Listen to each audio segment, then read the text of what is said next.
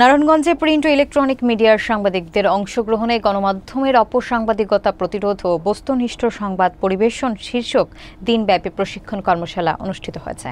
অনুষ্ঠানে প্রধান অতিথি হিসেবে উপস্থিত ছিলেন বাংলাদেশ প্রেস কাউন্সিলের চেয়ারম্যান বিচারপতি AKM আব্দুল হাকিম। তিনি সাংবাদিকদের অপসাংবাদিকতা পরিহার করে জাতীয় নির্বাচনে দায়িত্বশীল ভূমিকা রাখার আহ্বান জানান। কর্মশালার শেষে অংশগ্রহণকারী সাংবাদিকদের মাঝে সনদপত্র বিতরণ করা হয়।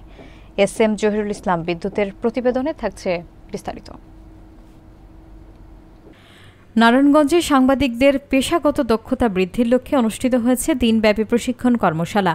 গণমাধ্যমের অপসাংবাদিকতা প্রতিরোধে ও বস্তুনিষ্ঠ সংবাদ পরিবেশন শীর্ষক এই কর্মশালার আয়োজন করে বাংলাদেশ প্রেস কাউন্সিল। বৃহস্পতিবার সকাল থেকে সার্কিট হাউস মিলনায়তনে অনুষ্ঠিত এই কর্মশালায় সভাপতিত্ব করেন জেলা প্রশাসক মোহাম্মদ জাহিদুল ইসলাম মিয়া এবং সঞ্চালনা করেন প্রেস কাউন্সিলের সুপারিনটেন্ডেন্ট মোহাম্মদ সাখাওয়াত হোসেন। প্রধান অতিথির বক্তব্যে বিচারপতি AKM আব্দুল হাকিম বলেন, বর্তমানে ফেক ও AI যুগে সত্য ও মিথ্যার বিভ্রান্তি তৈরি হয়েছে, যেখানে সাংবাদিকদেরই হাতে হবে নির্ভুল তথ্যের রক্ষক।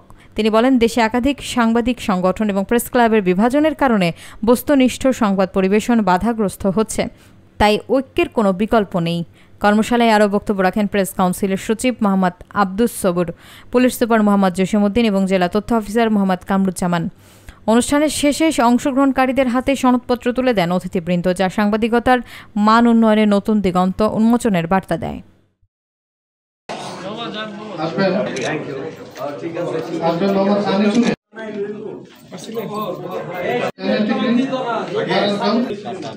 সময় নিন। নারায়ণগঞ্জ জেলা সংবাদদাতা।